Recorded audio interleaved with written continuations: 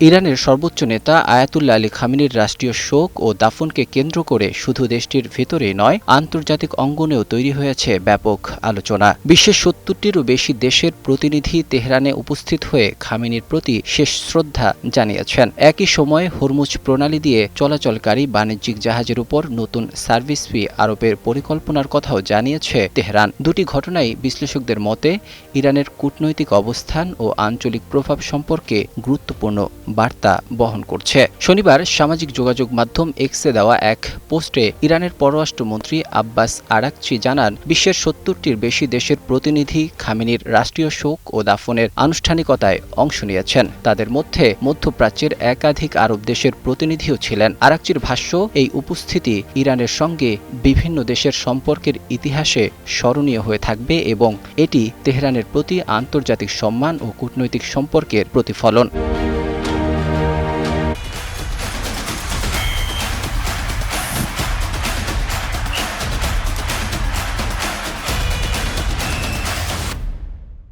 ইরানের জন্য এই উপস্থিতির রাজনৈতিক গুরুত্ব কম নয়।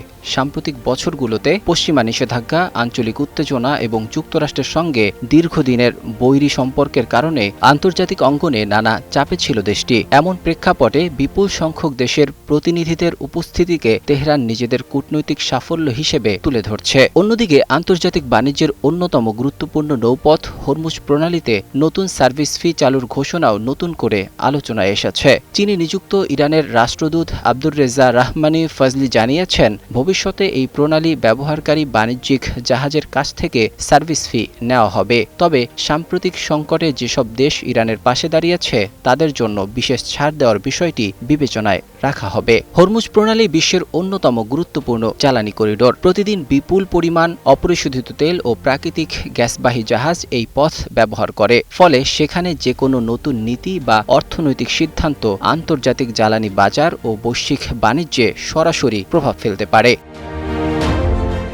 ইরানের দাবি, এই ঘটনা কোনো টোল বা রাজনৈতিক চাপ প্রয়োগের উপায় নয়, বরং নিরাপদ নৌ চলাচল নিশ্চিত করা, জাহাজের গতিবিধি পর্যবেক্ষণ এবং পরিবেশগত ঝুঁকি মোকাবেলার জন্য এই সার্ভিস ফি চালু করা হচ্ছে। ফজলি আরও জানান, এ বিষয়ে ওমানের সঙ্গে যৌথভাবে কাজ করছে ইরান, কারণ হরমুজ প্রণালীর একটি অংশ ইরানের জলসীমার মধ্যে অবস্থিত। তবে যুক্তরাষ্ট্র ইতিমধ্যেই এই সিদ্ধান্তের বিরোধিতা করেছে। যদিও সাম্প্রতিক যুক্তরাষ্ট্র ইরান যুদ্ধবিরতির প্রাথমিক চুক্তি অনুযায়ী প্রথম ৭ দিন জাহাজগুলোকে কোনো ফি ছাড়াই চলাচলের সুযোগ দেয়া হবে। এরপর কী ধরনের নীতিমালা কার্যকর হবে তা এখনও স্পষ্ট নয়।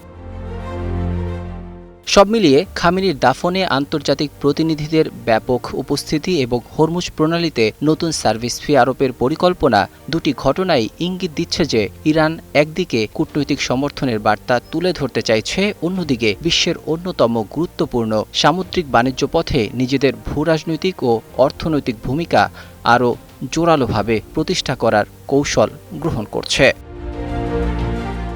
Desk report, ২১ television.